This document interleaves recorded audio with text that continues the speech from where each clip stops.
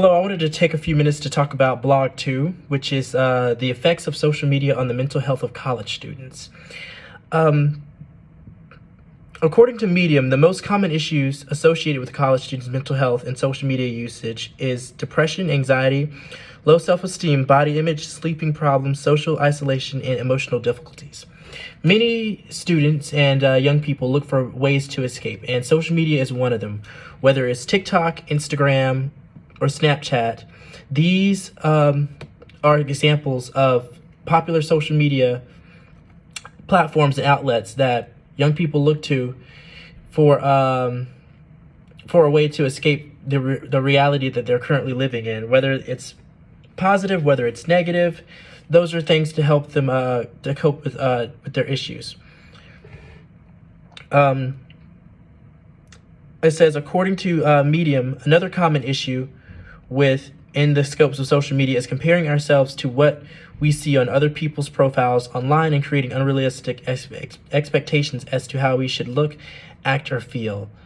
You especially see that particularly on really all the social media platforms, especially those ones where they have popular influencers like TikTok and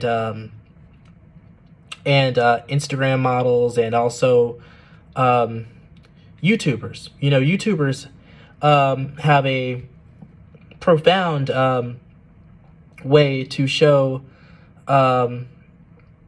young people, you know, what they should be, you know, how they should dress, what they should look like, you know, how they should do a lot of things, especially now in age when most young people have questions. Rather than ask their parents, they go to Google for the answer, and it ends up bringing them to YouTube or watching a video of somebody who's telling them how they should go about certain issues, whether it's wrong or whether it's right. That's where a lot of young people look for their advice and things like that. It says, according to The Atlantic, fears about finances, climate change, and viral pandemics are smashing into local concerns about social approval and setting oneself up for success. This brings me back to the 2020 election cycle. A lot of young people are actively engaged with their community. A lot of people in Generation Z are actively engaged with their community through social media. So it does, of course, have its pros and its cons. And this is one of the pros. Young people are politically engaged and they are politically active. One example would be of a great issue that most young people care about is the environment and climate change.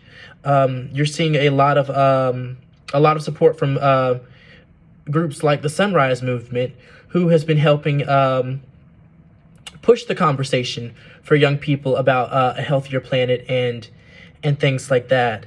And so those are some really good things that I've noticed about the effects of social media, is that it does have its pros and it also has its cons, but it's about how you choose to go about it. My best advice for a lot of young people is to detox, whether that means putting your phone on sleep mode. I found that to be something that helps me, is to put it on sleep mode or put it on personal settings and things like that. Those work. And, you know, get as much rest as possible. Get as plenty of rest as you can and things like that. And when you wake up in the morning, don't go straight to your phone to get on Instagram or to get on Snapchat. Take that first hour that you are awake to really focus on yourself and really, you know, connect with yourself and connect with others around you in person. So that's my thoughts on the effects of social media on the mental health of college students.